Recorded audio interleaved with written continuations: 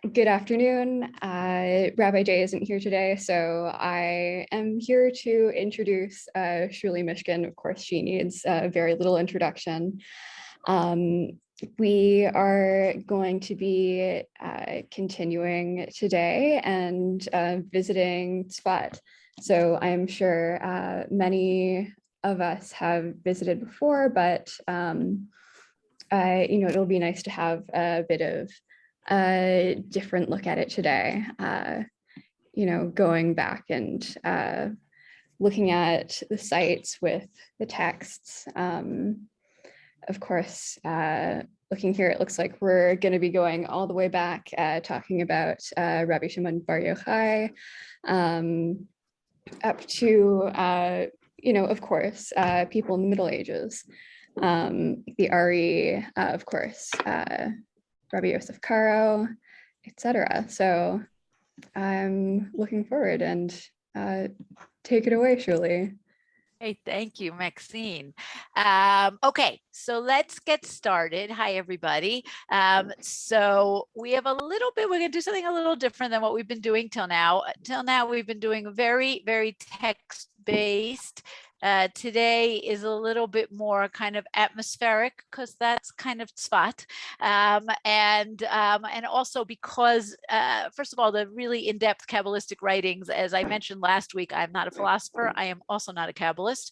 And second, the main character we're going to talk about today, the Ari of Yitzchak Luria, did not leave a lot of writings behind. What we know about him, what we know about his philosophy and his life story, we know much more from his students, particularly Rav Chaim Vital. So we don't have a lot of primary sources of the Ari himself. But let's just get started. The stairway to heaven I will explain in a minute, but this class today is very much a transition from what we've been doing up until now. Okay, rather that we're first of all moving into a new era in terms of rulers of the land of Israel. Okay, up until now we were talking about the early Muslims, the Crusaders, the Mamluks. We are now moving into the I guess we'll call it the pre-modern period. We're going to talk about the Ottoman Empire, which starts out with great, great promise in the land of Israel and ends with great disappointment, but that's not in the scope of our course. So that's one transition. Another transition, if up until now we have been talking about Spanish Jews, about the Ramban and Rabbi Yehuda Halevi and the Rambam, but we were also talking about Ashkenazim who are making their way to the land of Israel and the Aliyah of the 300 rabbis, Rabbi Yechiel of Paris. Today we're really going to be talking less about Ashkenazim, certainly less about Jews who have lived in Eretz Yisrael, right? What we'll call, for lack of a better term, native Jews, and more transitioning to Jews coming from Spain, coming from Portugal. It's a different kind of population. What are they bringing with them, both in a positive and a negative sense? If up until now, we've largely been on the coast or in Jerusalem, in Tveria, today we're going into the mountains, into the Galilee and the area of Tzfat and around Tzfat. Everybody who's not muted, please mute themselves, or maybe Maxine mute everybody, not me. If last time we really talked about the Rambam and rationalism and Greek philosophy and kind of leaving behind any very again, for lack of a better word, supernatural way of looking at Judaism. Today we are diving into the mystics, and next time we're going to be going into Messianism, false as well as true. So this is very much a transition. What is fascinating about Tzfat in the 16th century, the golden age of Tzfat, is that we are really talking about an incredibly short period of time, maybe 50 to 75 years. We're talking about a very small group of people, right? A core group of people, a few thousand people at the very most, and yet they impact on Judaism, I would say definitely till today, but certainly in those early, the first few centuries afterwards, whether it's the Messianism and Shabtai Tzvi that we're going to be talking about, or later in Chassidut, the ideas that come out of this very short and limited period in Tzfat impact on Judaism for for centuries and still impact on us today. So that's really what we're going to try to explore.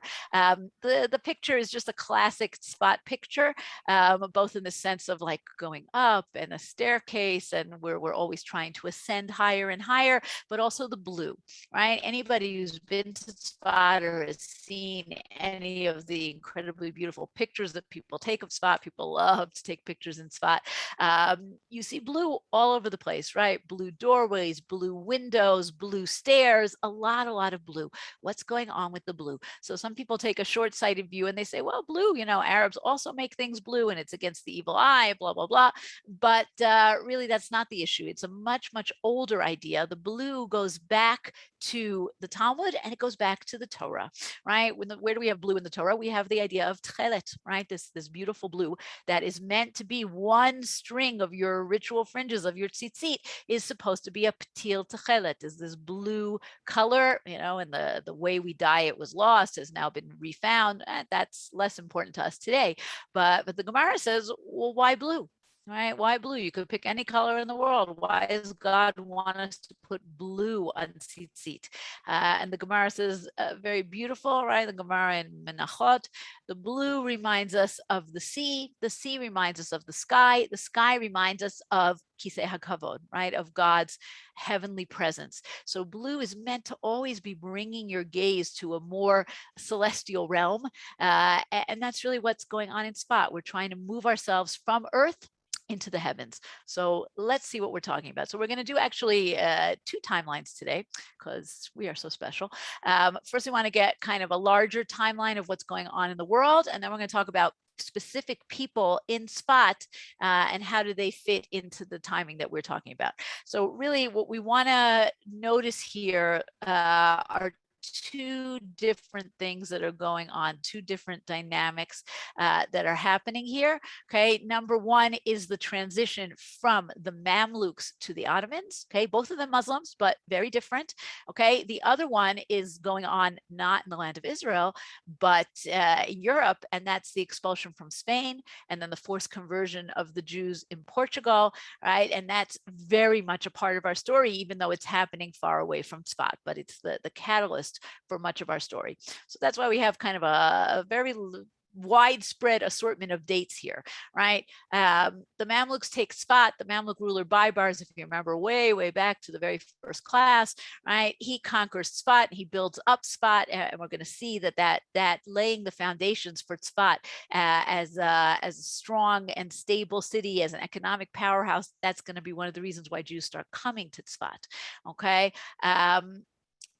We'll skip over the story of the Jews in Spain for a moment, just to kind of finish our trajectory of Mamluks to Ottomans.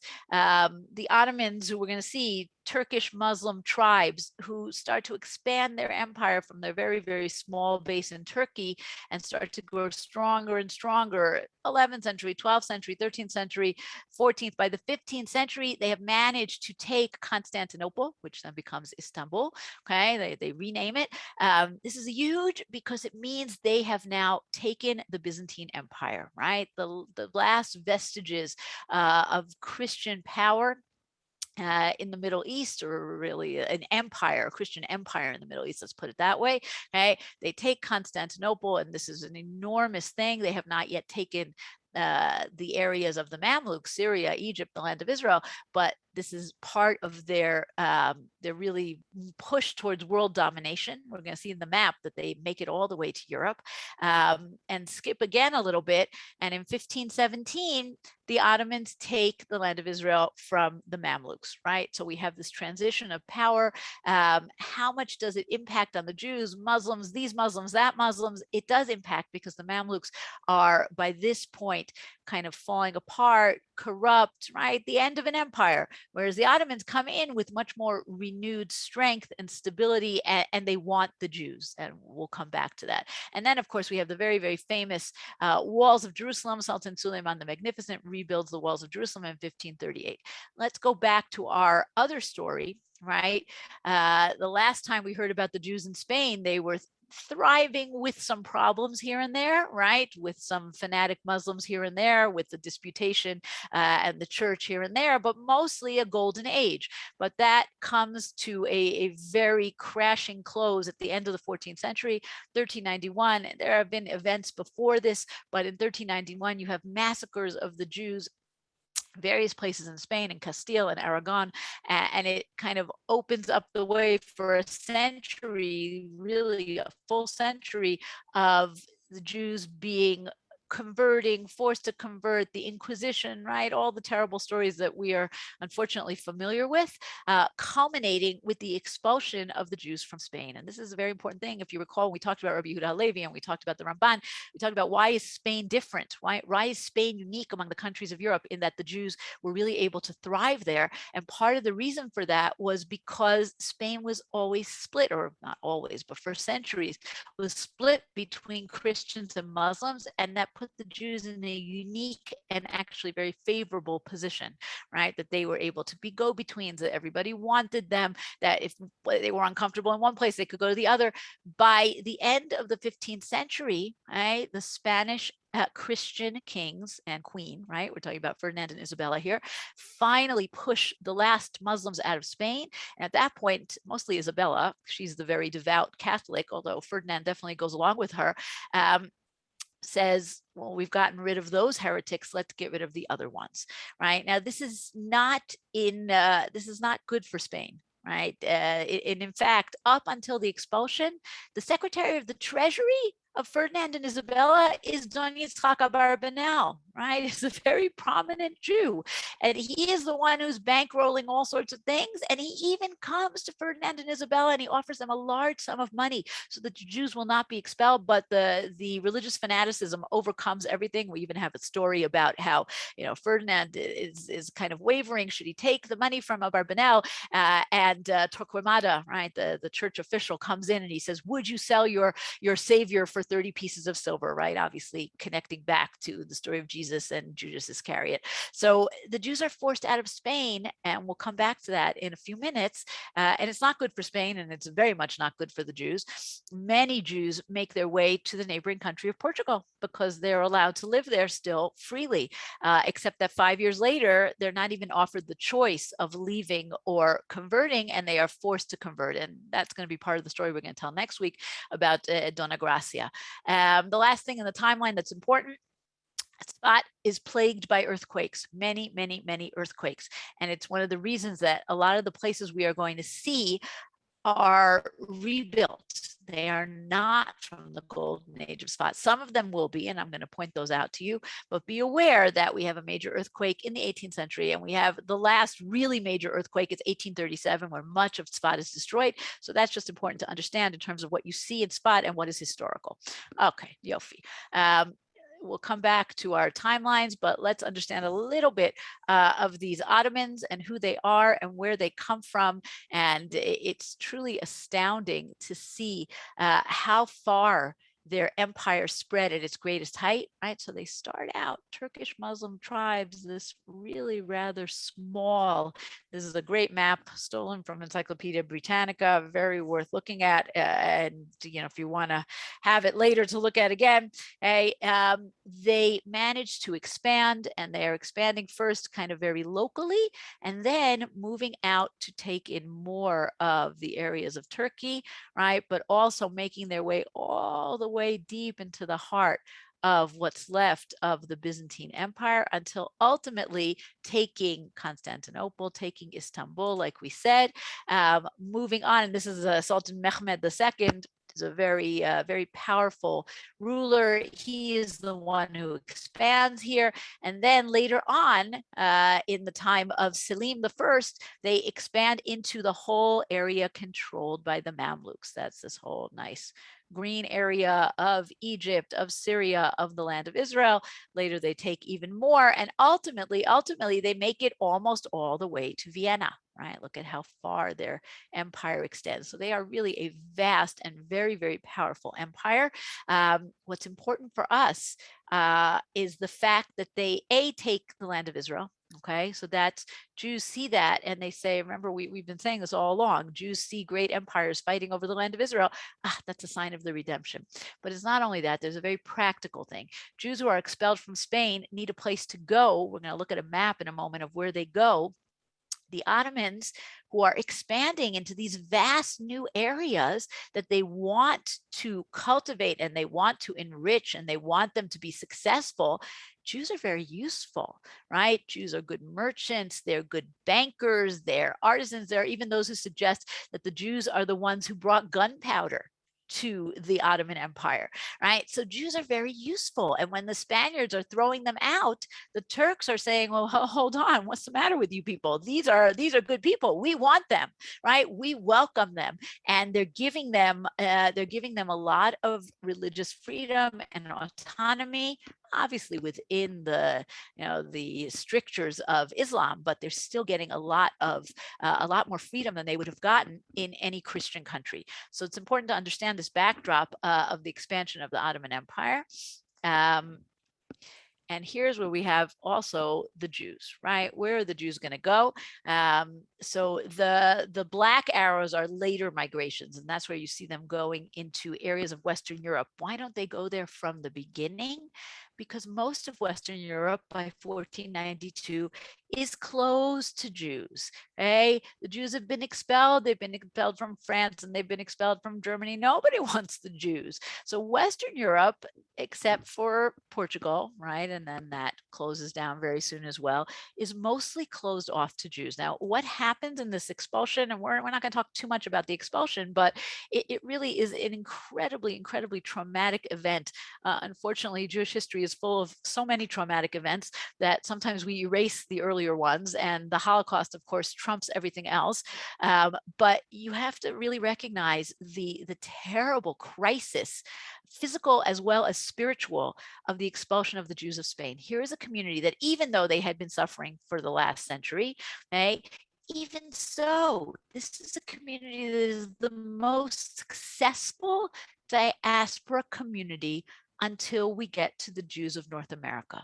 Okay, and we saw this in previous classes.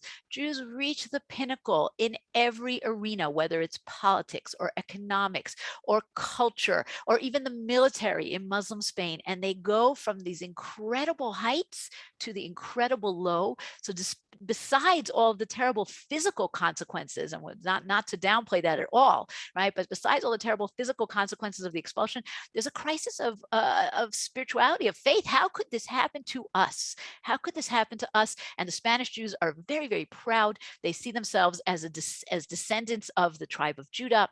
They see themselves as the elite of the Jewish world. How could this happen to us? And we have various works that talk about this and talk about what were our sins and what did we do wrong. Remember, we're in a pre-modern era. When disaster happens, what do? We say two things, right? One is, what were our sins and how can we atone for them? And that we'll talk about a little more in next week's class. And we also say, well, clearly, just like a woman has to go through labor in order to produce a child, a nation has to go through terrible crises in order to reach the redemption. So those are our two kind of focal points. How did we sin? And are we on the way to redemption? And those are really two very big ideas. Somebody said the most successful Jewish community is Israel. I'm talking about diaspora communities. Of course, Israel is the most successful Jewish community. Come on. That's why you all have to come. Now, but let's go back to what we're talking about. So we have this spiritual crisis. We also have a physical crisis, right? Historians don't know about, nobody knows exact numbers, but the rough estimate is that of the Jews of Spain, a third of them emigrate, a third of them become what we call conversos or Marranos, which is a much more derogatory term, right? They become hidden secret Jews, and a third of them die, whether it's at the hands of the Inquisition or it's in attempting to leave, right? We have these terrible, terrible situations. They're described, right? These scenes of Jews describing trying to get on overcrowded boats, right? And again, not to be too anachronistic, but Holocaust comparisons are kind of inevitable. Going to places where there's plague, where there's disease, where there's nothing to eat, where nobody wants them, right? So a third emigrate, a third convert, a third die. This is a huge disaster for the community. the impact of the conversos, these hidden Jews, right? And everyone has heard stories about, people who ultimately ended up in Mexico or in New Mexico or in all different kinds of places in South America, keeping these traditions alive from their great, great, great, great grandmothers of lighting candles in the basement, right? But very much going underground. And today there's more of an awareness and they're starting to learn more about who they are. But it's a huge blow to the Jewish community. But where do they go, right? Where are you going to go? So as you can see from the map, you can go to Italy. Parts of Italy are still free, free to Jews, I mean. Italy is interesting because it's decentralized, it's broken up, it's a lot of different city states, some of which want Jews, some of which don't want Jews, some of which expel their Jews eventually. So it's kind of a more open and possible area. They go to North Africa. They go to, and this is an interesting one, they go to Eastern Europe, right? Which is another kind of a similar story. Frontier. We're just starting these new places, these new cities, and Jews are really useful to us. But a lot of them end up in the Ottoman Empire as well as in the land of Israel, right?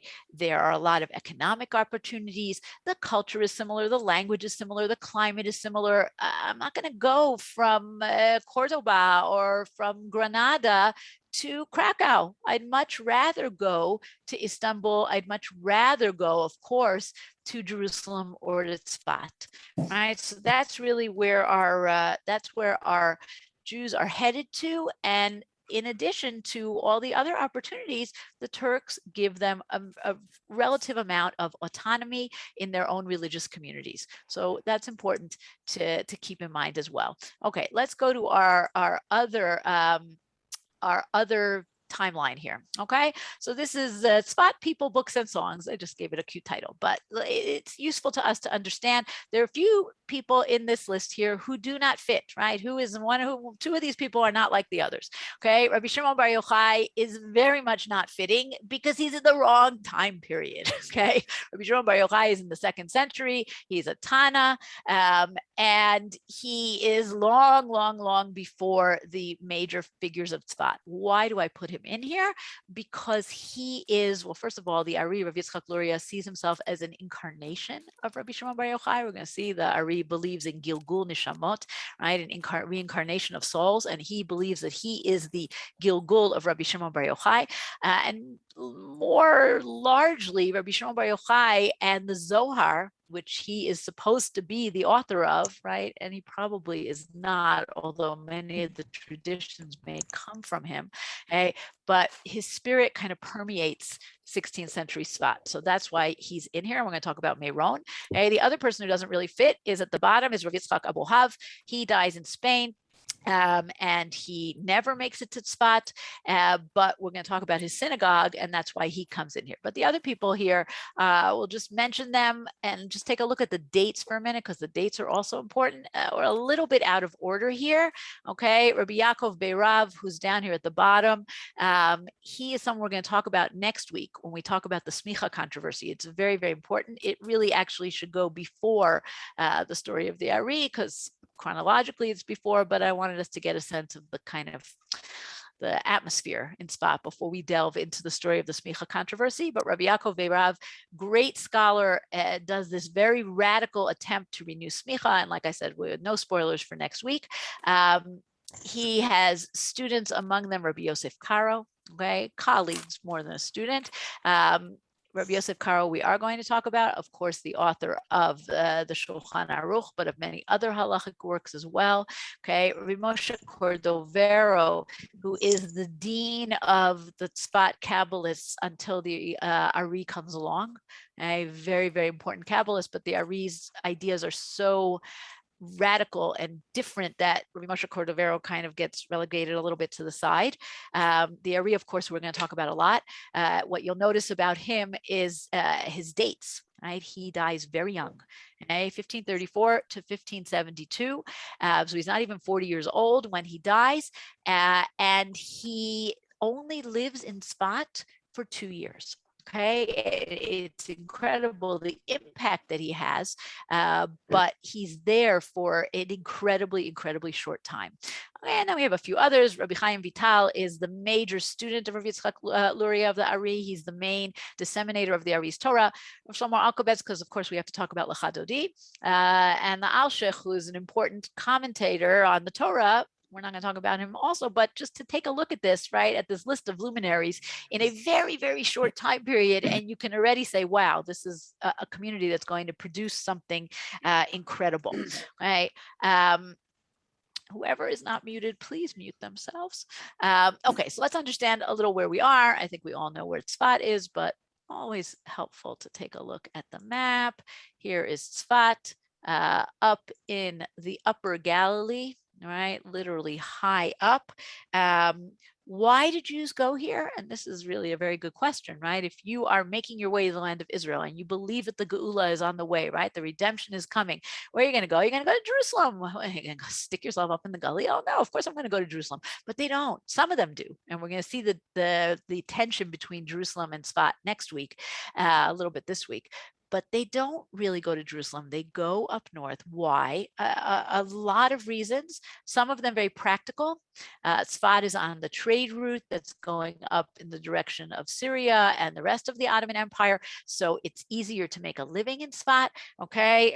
The city itself is more economically based. So those are practical reasons. There's not a lot of threat from Christians, from Muslims. They're much less interested in Tzfat as opposed to Jerusalem. And Jerusalem is economically very depressed. Plus, we're going to see there's this whole aura of the Galil, of the redemption, of Meron, right? Of the graves of the righteous and of various important Tanaim and Amoraim. And a lot of that is connected to this mystique of coming back and waiting for the redemption. So it's lots of different reasons why they go there. Practical as well as more spiritual. Where are we going to go on our virtual trip today? Okay, so we are going to go, basically, this is not a map that's helpful in terms of understanding Tzfat. Anybody who's ever been to Tzfat knows that Tzfat is all on the mountain, right? Lots of steps all the time.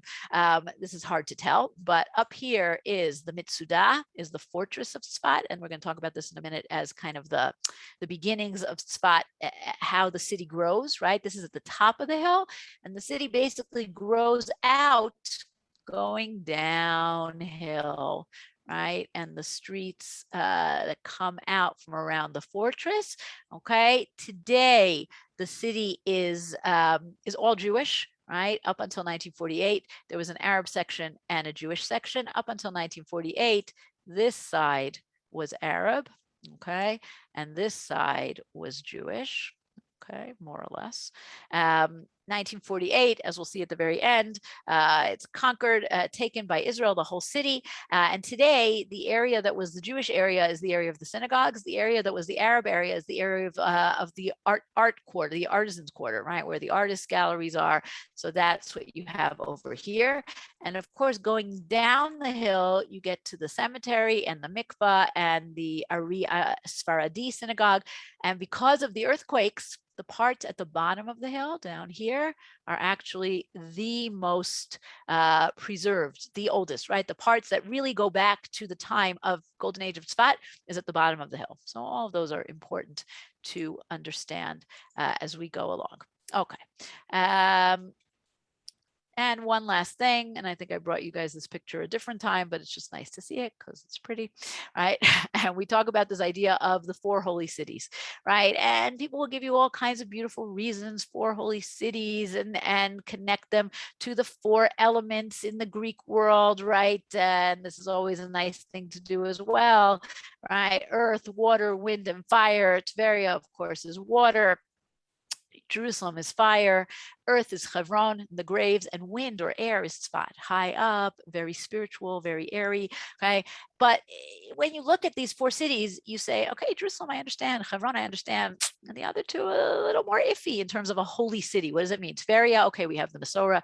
Tzfat, really? But the reason that they are the four holy cities is because these are the cities that Jews continued to live in. Okay? Even when Jews were not living in Beit El or Shiloh or Shechem or wherever they continued in most situations to have communities in these cities. Okay? And that's where they get this designation of, the four holy cities, and they are what were known to Jews in the Middle Ages and in the early modern period. Okay, one last little introductory piece. Okay, one of the things that happens when the Jews move to the north, which happens already in the 2nd century, Bar Kokhba revolt, when the Jewish population, there had been Jews in the north for a long time, but the center of Jewish population in the land of Israel moves to the north and stays that way. One of the things that happens is that traditions about where Bible stories happen also moved to the north, which is fascinating, right? Because they didn't happen in the north, but nobody knows so much about archaeology, and they don't know about these places, and they can't get to these places. So let's just move everything up north. So if you've ever wandered a lot around Tzfat, you'd have to wander around a lot to see this. You may have come around upon a synagogue that is called Beit Knesset Shem Va'ever, right? Shem Va'ever, remember them, right? From the Torah, from Breshit, from the Midrash, right? Yaakov, when he runs away from Esav, last week's Parsha, right, on his way to Lavan, according to the Midrash, he spends 20 years studying in the Beit Midrash of Shem Va'ever. Where is this Beit Midrash? Really, I could not tell you, but it's unlikely that it's in Tzfat, right? It makes much more sense that it's somewhere near Beit El, where Yaakov has his dream. Well, the Crusaders, when they come to Tzfat, they declare Tzfat to be Beit El. They don't know where the real Beit El is. They're up here in Tzfat. Let's make it Tzfat, right? And it's a fascinating phenomenon. And the Jews take on this idea and make this Beit Knesset Shem Va'ever in Tzfat, even though clearly it has nothing to do with Yaakov. And a lot of stories crossing the Jordan, right? The well of Miriam, all different kinds of stories get moved to Tzfat, even though they don't to the north, not only to Tzfat, but to the Galil, even though they don't belong there. Okay. The foundations of the city exists, but it's not particularly important until the Crusaders come. For the Crusaders, it's very important. Crusaders always like a place that's high up. They have a vantage point. They start to build an enormous fortress at the top of the hill. It's started in the 1102, it's added to by the Templars. And once the Crusaders are kicked out by Baibars, he doesn't knock down the fortress. Remember from long ago, right? The beginning of the series, we talked about how Baibars destroys all the cities of the coast. But he doesn't destroy Tzfat, because Tzfat is very useful to him. And he makes the fortress even bigger, right? If yours was big, mine is even bigger. And he creates this situation where Tzfat becomes the largest fortress in the Middle East, which is kind of wild, right? There's very little left of it today. Today, you can go up to the top of the old city. You can see the Mitsuda Park, Gan HaMitsuda, and see what's left of the fortress. Not much, but it has had a great impact because the walls and the moats around the fortress are where the modern streets of the city are today. Okay, and the city grows out from the fortress, and that's really what creates the topography, the urban planning, and the architecture of today's city. Okay? Baibars comes in, he builds up the city a lot, he makes it an economic center, and that's really part of the reason why Jews are drawn to Tzfat. We don't have so much left from the Mamluk period in Tzfat. We have a few buildings here and there, but again, many things were destroyed. These are two buildings that are near the Rimonim Hotel, if you're familiar where that is, in the Artist Quarter. This one on the left here is a mausoleum from one of the leaders of Tzfat, the Muslim rulers of Tzfat from the 14th century. The building here on the right is called the Red Khan. It's an even older building. It's from the 13th century. It was a mosque. Then it was turned into a khan, into like a traveler's motel.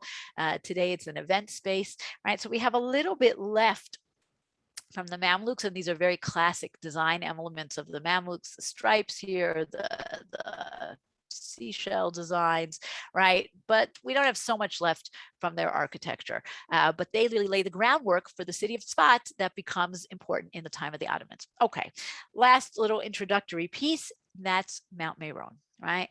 Rabbi Shimon Bar Yochai is very much a part of the story of Tzfat. Okay? Whether it's this idea of the Gilgul Nishamot, of the reincarnation, whether it's the idea of the mystical Torah that he is supposed to have learned with his son when he's in hiding in the cave, right? Remember the story of Rabbi Shimon Bar Yochai? He's a fiery anti-Roman. He speaks out against the Romans, and then he has to go into hiding with his son, and they hide in a cave for 12 years, and they study Torah a whole time, right? And the idea is that the Torah they're studying is very mystical. The Zohar appears much later in the Middle Ages. It's purported to be the work of Rabbi Shimon Bar Yochai. It is almost definitely not written down by Rabbi Shimon Bar Yochai, but by a Spanish Jewish Kabbalist. But it's very likely that these are much, much older traditions that were kind of underground and retained and studied by a select few and eventually written down. But the Jews who come to Tzfat are drawn to this idea of the Rashbi, right, of Rabbi Shimon Bar Yochai, of his mystical Torah, of the other teachers that are around here. This is the grave, right, in Meron. Unfortunately, very much in the news in the last year. But the idea of going, first of all, this grave is known before the time period of the mystics of Tzfat. It's known already by the 12th century. It's talked about. Travelers who come and they know that it's there. But the Ari in particular does a lot for the whole concept of Kivrei Tzadikim, right? The graves of the righteous and the importance of visiting the graves. He travels around the Galil and he says, this is the grave of this one and this is the grave of that. And a lot of the Kivrei Tzadikim that people go to today are because the Ari said, this is the grave of Rabbi Pinchas ben Yair, and this is, right? And he went around and he identified them. Not the Rashbi, that was known already, but this whole idea is strengthened by the Ari. Now, about a 5-minute walk away from the grave of Rabbi Shimon Bar Yochai, there's an ancient synagogue. This is a great picture from the 19th century. This is a synagogue at the top of the hill. It always amuses me that thousands upon thousands of people will come to this grave that we don't really know if it's the right grave, but almost none of them will trek up the hill to see a synagogue that is way closer in time to Rabbi Shimon Bar Yochai. It's a little bit later. It's 3rd century. Rabbi Shimon Bar Yochai is 2nd century, but still, it's pretty incredible that you have this ancient synagogue up here at the top of the hill. Already excavated in the early 20th century. We think it was built sometime in the middle of the 3rd century, destroyed in the earthquake of 363, but part of it is still standing. And it has a great tradition about it, perhaps connected to Rabbi Shimon Bar Yochai and the mystics, which is that this lintel, which you can see in this old photograph, is already kind of getting ready to fall. The tradition is that once the lintel falls, that's when the Messiah is going to come. Sadly or not, this lintel has now been cemented in place so that it doesn't fall on anybody's head. What does that mean for the Mashiach? I really could not tell you. Okay, but it is right there. So you have Meron, you have this tradition of Rabbi Shimon Bar Yochai. Okay, very, very important. But now let's get into Tzfat itself. Okay, so we are looking at a view of the cemetery. Cemetery of Tzfat is extraordinary, perhaps equaled only by the cemetery on Har HaZeitim, and perhaps even better because it wasn't ever desecrated like the Har HaZeitim cemetery was desecrated by the Jordanians. It's an incredibly powerful time capsule of this golden age of Tzfat. You go down there and you can see, and today the paths have been fixed up, but the graves are still the same graves. And you see graves of all of these greats who we just mentioned, 20 minutes ago, we listed their graves are all there and they're all together. It's very unusual that there's so many real graves, right? And not graves that people thought this might be the place, but we actually have the headstone and we have the traditions about it. It's at the bottom of the city, so it was not as destroyed in the earthquakes.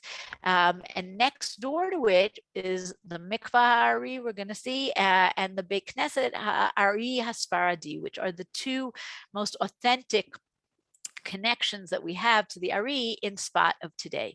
The modern cemetery of Tzfat, by the way, is right next door to the ancient cemetery. You can go from one to the other. So here you just take a look. Right here we've got literally one step away from the other. We've got the Ari, we've got Rabbi Moshe Cordovera, this incredibly important Kabbalist. We've got Rav Shlomo Alkovitz, the author of the Lechadodi. We have Rav Moshe Mitrani, who we're going to talk about is one of the students of Rabbi Yaakov Beirav. We'll talk about him next week. Rabbi Yosef Cairo is right nearby, right? They're all here together and in death as they were in life. But obviously the one that is the most significant is the Ari, or Rabbi Yitzchak Luria, right? Just to understand the acronym for a second, right? Rabbi Yitzchak Luria, where does Ari come in? Adonenu, our Lord, Rabbi Yitzchak, right? Adonenu, Rabbi Yitzchak, but the Ari, as in the lion, is also significant because his students were called the lion cubs, the Gurei Ha'ari, and it gives you a sense of kind of the importance of his personality. So the Ari is a fascinating figure. He's actually not one of the Spanish exiles. Okay? He's born in Jerusalem. Seems his father was even Ashkenazi, but his father dies when he's very young. If you go to Jerusalem, and maybe we'll take a look at it next week, you can see the Beit Knesset Ha'ari in Jerusalem, which is supposedly the place where the Ari was born. But his mother is widowed when he's very young. It's very hard for her to make a go of it. So she packs up her son and she goes to Egypt, where she has a wealthy uncle, Betzalel HaAshkenazi, and hence we think that the Ari is not Sephardi, but Ashkenazi. And the Ari is brought up in Egypt, right? And very, very bright young man. And at an early age decides that he wants to start to study Kabbalah.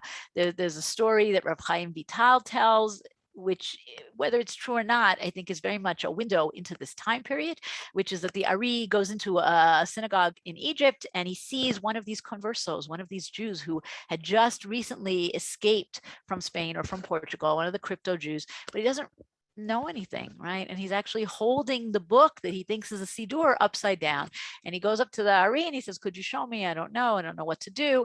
And the Ari takes the book from him, and it's not a Siddur, it's not a prayer book, but it's a Zohar. And that's how he starts to study mysticism.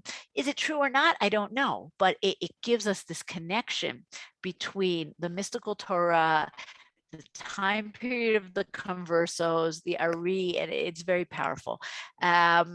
He begins to study mysticism, and he understands that just like you're not going to be a movie star by staying in Montana, you got to move to Hollywood. He's got to get out of Egypt and he's got to go to Tzfat. And that's what he does. And he picks himself up. And again, he's very young still. He's in his 30s and he makes his way to Tzfat. And he revolutionizes the study of Kabbalah and the town and everything in a very short time period. So there's a lot of Torah to the Ari. Most of it, I will say very clearly, I do not understand, but I think there are some ideas that we can get a sense of and that are very important. So I brought you a picture here of the Sfirot in Kabbalah, right? The emanations, let's say, of God, right? That God starts out, right, very, very far away from us, very transcendent, but comes closer to us, more immanent, right? How can we explain, how can God be both Avinu and Malkeinu, right? This is one of the attempts to explain that there are different emanations of God that come closer and closer and closer to us. And this is a very old idea in Kabbalah. What does the Ari do with it that is revolutionary? Okay, he talks about how does God create the world?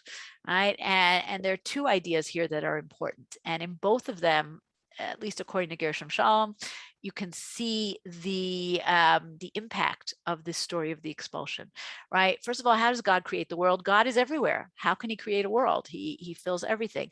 And so the Kabbalah, Lurianic Kabbalah talks about something called tzimtzum, right? God has to retract himself, has to pull himself away from a portion of the universe so that he can create the world. In essence, God has to exile himself from a bit of the universe in order to create the world, right? Which is an amazing idea, right? That the world begins with an act of exile, right? That's exactly what these Spanish Jews are thinking about. The other idea, and this is a complex idea, but it's one that has been translated into very simple terms and is very, very powerful, is that when God creates the world, he has to take his divine light and pour it into the Sfirot that will eventually come down to the world. The first three, the upper Sfirot are able to contain the divine light. The bottom are not able to, and they break and they shatter.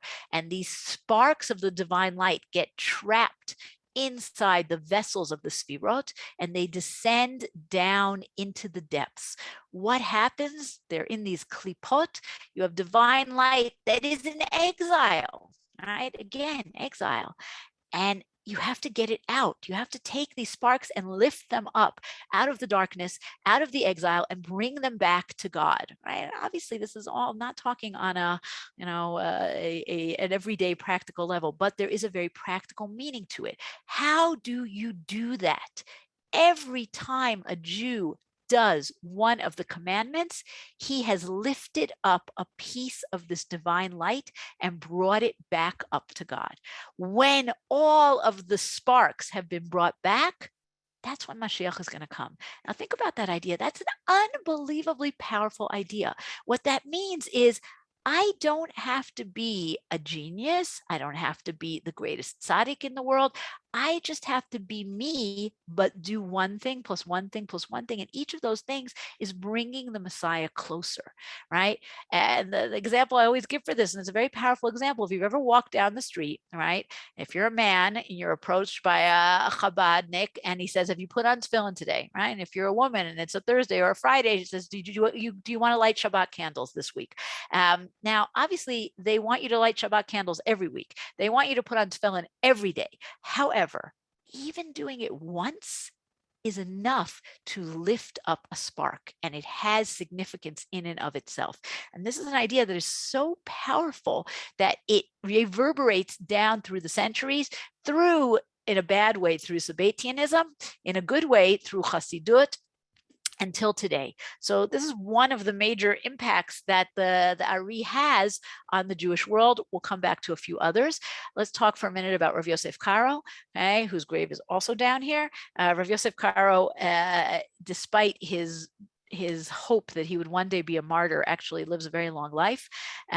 He's born in Spain. He's 4 years old when his family has to leave. First they go to Portugal, then they go to Turkey. He grows up as a brilliant young man in Turkey. He's a legal scholar.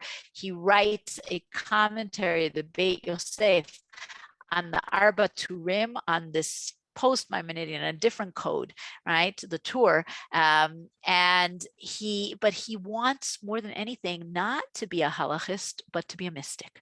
And he makes his way to Tzfat, comes to Tzfat in 1535. He becomes very connected to Rabbi Yaakov Beirav, like we mentioned before.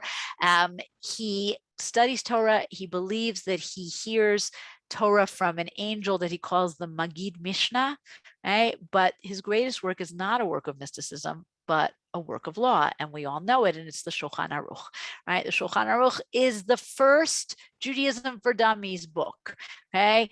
Basically what he does is he takes his enormous codex of the Beit Yosef on the enormous book of the Tur and the enormous Rambam, and he writes a very simple how to do Judaism book, right? All about the very practical. He doesn't talk about the temple and he doesn't talk about sacrifices.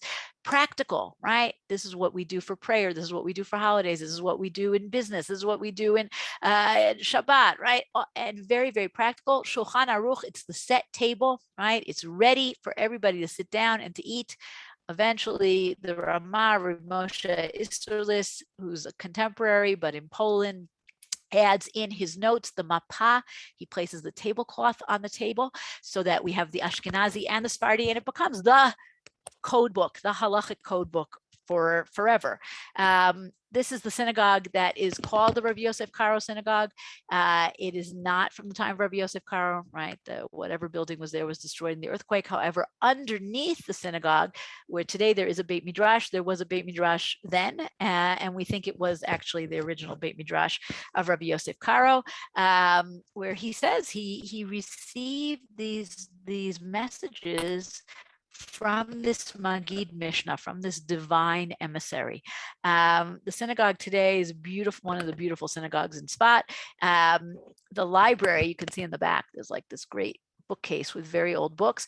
This was the library of Rabbi Ben Shimon, who was the chief rabbi of Tzfat up until 1948. Today, his grandson is the gabbai of the shul. All right, let's go back down the hill. Right near the cemetery are two structures that go back to 16th century Tzfat. And one of them, the men here may be familiar with, the women much less. This is the mikvah of the Ari. Okay, no entrance to ladies, and you really don't want to go in. Very much naked men.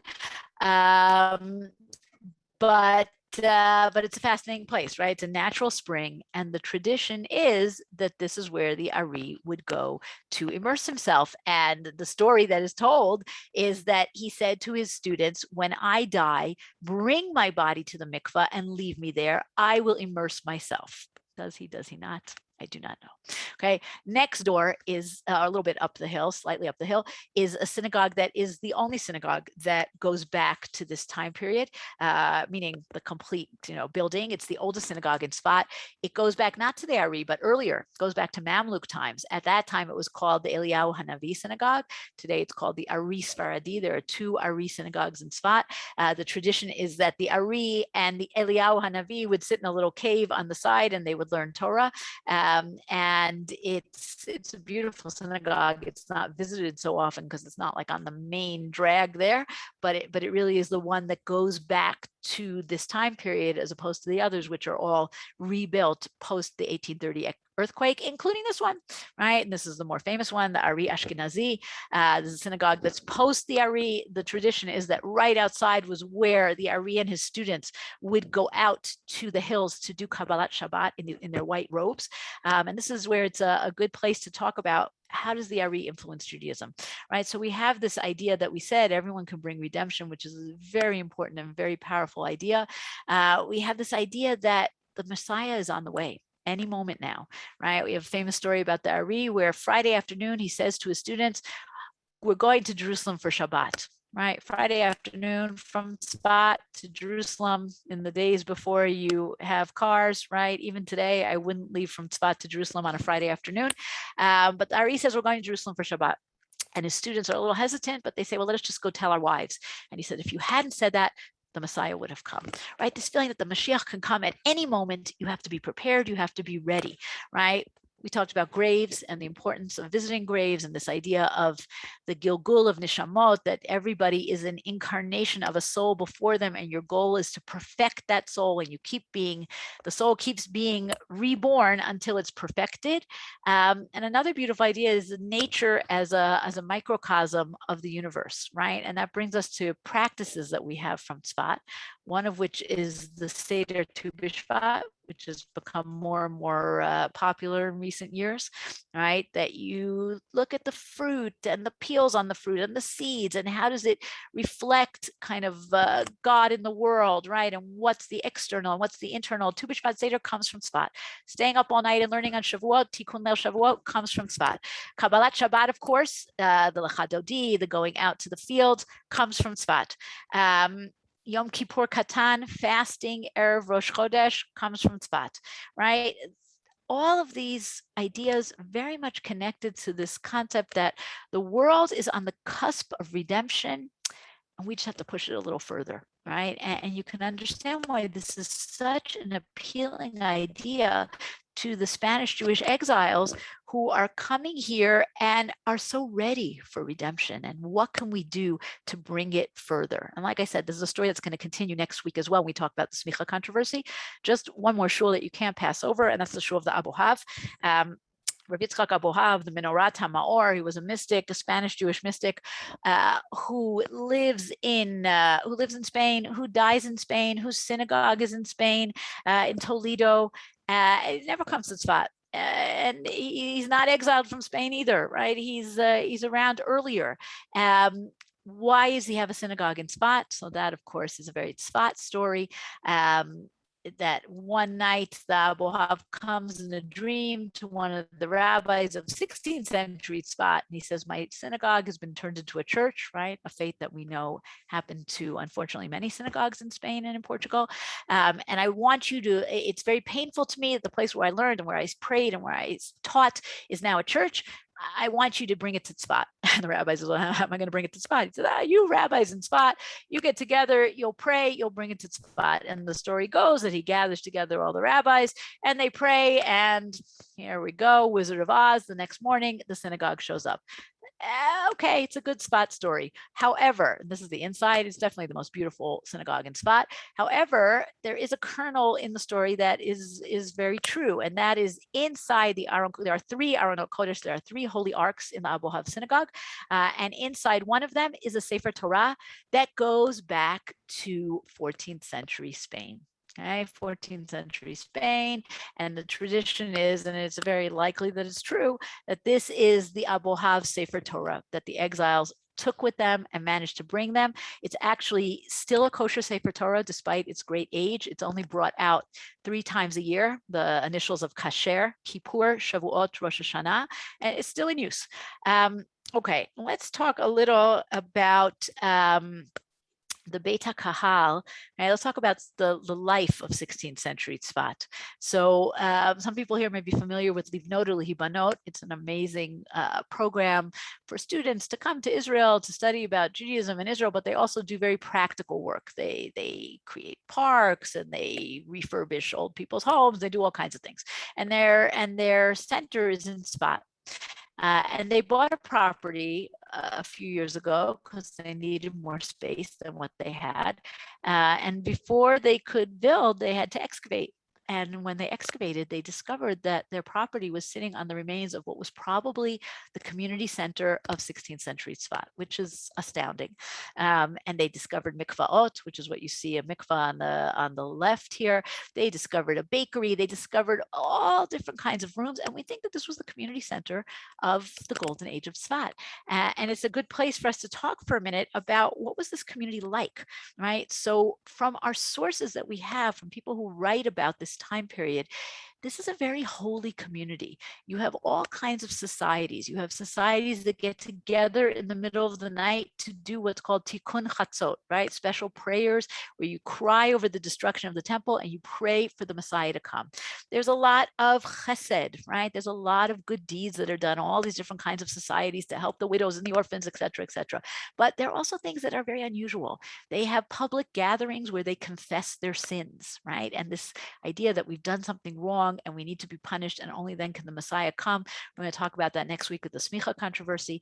This is a very holy community that believes that the redemption is around the corner. It is constantly engaged in tikkun, right? In tikkun, not in the super liberal sense of tikkun olam, right? Going to help poor people in Africa, but tikkun of my soul, of the Jewish people, of our relationship with God. This is what they are doing all the time. I'm going to bring the stuff that I have here about the Lecha Dodi next time because it's very connected to our story of Smicha. But I do want to bring us a little bit into the modern era of Tzfat if we're already in Tzfat. So the Ottomans rule in Tzfat. Again, earthquakes plague the city in the 1600s, in the 1700s.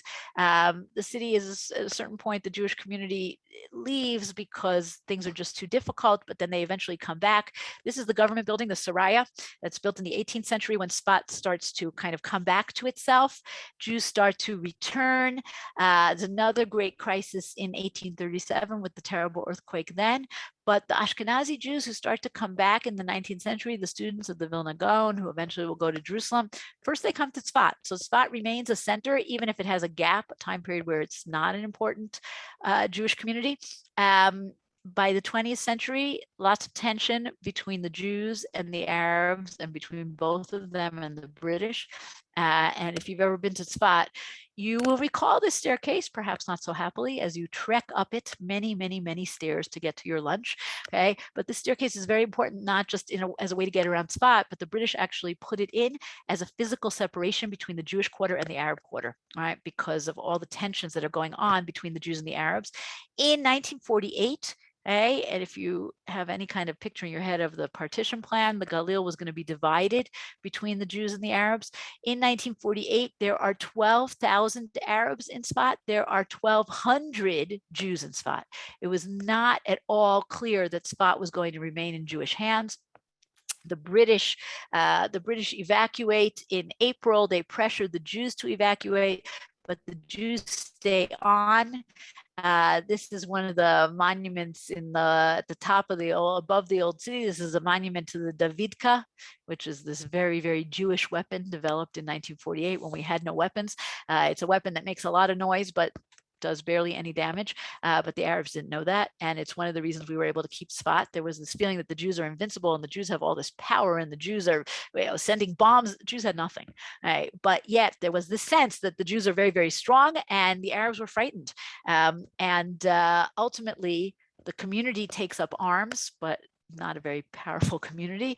The Palmach ends up arriving. Right, they arrive after the British evacuate. They come in May, and we have this great quote from the elders of Tzfat. Right, Tzfat was saved by an action and by a miracle. The action was the Jews gathering to pray. The miracle was the arrival of the Palmach. Ultimately, May 10th, the Jews take Tzfat, the Arabs flee, and it becomes a completely Jewish city. And like I said, we're going to come back to the story of Tzfat, but I just wanted to end with a little bit about modern Tzfat, which today is a very interesting place. A lot of seekers, a lot of searchers, a lot of artists. Israel, the state of Israel in the 50s actually brought artists because they wanted there to be an artist colony in Tzfat. Today, artists come of their own accord because of the reputation and the beauty and everything else. It's a complicated place. It's got all different kinds of Chassidut, Chabad, and Breslov, and not everybody gets along with everybody else. But there are a lot of fascinating things there, including artists who work really in the themes of Kabbalah. Right? And that's what you're seeing here.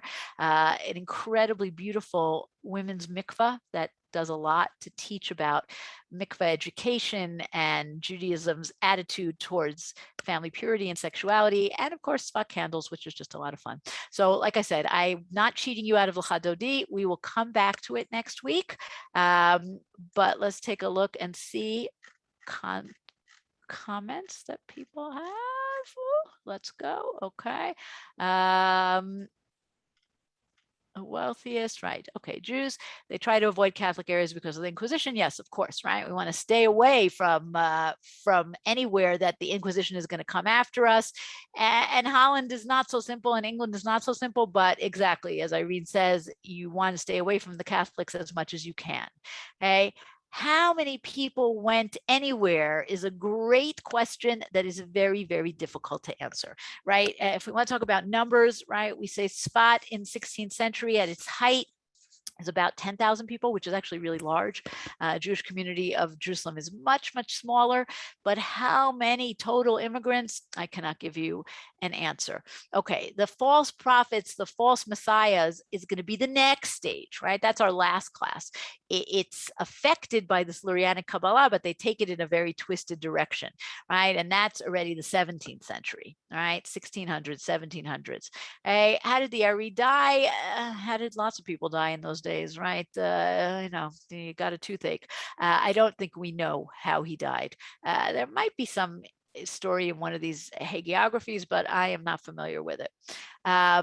Why the Jews go so many places? They go wherever they can go, right? Wherever you can go, wherever anyone's going to let you in, that's where you're going to go. You're right that groups do come, right? And we have this concept, to use an anachronistic term of, Landsmannschaften, right? This one went, and I'm going to come, and he's set the first generation, and I'm going to be the next generation that's going to come after him. But still, they did separate because they were all looking for places to go.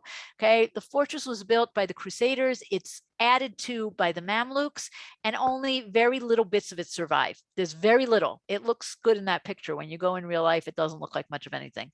Okay, the grave is outside the city, but it's really on the very edge of the city. Okay. The remains of the cemetery do not end up because of the earthquake. There probably were things that fell down to the cemetery, but the cemetery is around already much earlier. Right, Rabbi Shimon Bar Yochai does the planting the plant on human remains, right? And he is the mystical guy, right? So it's mystical and natural, but nice connection. Yeah, the Ari create this philosophy out of thin air. Is it a Jewish idea? Oh, that's a very interesting way of putting the question. The Ari, of course, would tell you these are, mystical ideas that are already present. They're present in the Zohar. They're present earlier. but there's clearly creativity going on, right? There's clearly different ideas, creativity. That is it going against traditional Judaism? I'm not so sure, but there's always innovation. Chassidut is also innovation. Thank you, Rivka Esther. Yes, the blue is very beautiful. One of those Tzfat synagogues has a Sefer Torah that is an expulsion survivor. I did not know that. Thank you, Susanna. That's the Abohav. Oh, I thought you were talking about, I don't know why, sorry. I thought you meant Holocaust. No, that's the Abohav. That's what's still in use.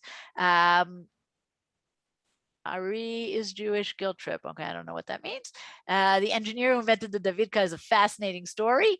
The Palmach acted when they got there. Yes, there's very cool. No, this Palmach definitely did things, but this was the approach of the Ziknei Tzfat. The Rashbi's cave is in Piki'in, which is not far from Tzfat. Again, it's an old tradition. Is it true? Who knows? Oh, Irene's daughter is an artist in Tzfat. Tell us who she is, Irene. Who's your daughter? I mean, she's not anyone famous. She's I mean, she only just went there, but she's doing some illustration of the Ish Ben Hai with a rabbi. The Ben Ish Hai. Oh, so cool. Yeah, I know. Yes. I mean, I really love this talk, because I have visited before she made Aliyah, and it's just brought it to life. I do think you're brilliant, especially as it's my field, and you're just so marvelous with all the maps and everything. Fantastic. Thank you. Thank you, everybody. All right. So next week is basically Spot Part 2. It's not going to be Tzfat, but it is going to be the story of the Smicha controversy, the attempts at redemption, and of course, one of the greatest Jewish women of all time, Dona Gracia. Can't miss her. She's amazing. So see you all next week. Shabbat Shalom. Maxine, do you want to do coming attractions? Sure. Thank you, Shulie. I hope you'll all join again next week, same time, anywhere you can get an internet connection. And tonight we have a shir on the Parshat Shavua. Rabbi Yoel Finkelstein is teaching. And again, tomorrow morning, Rabbi Talman gives his shir on the Siddur. Following that, next week starts again with Rabbi Liebtag teaching on Shemitah and theme of 7 in the Tanakh. So hope you'll join again. Thank you so much, and Shabbat Shalom.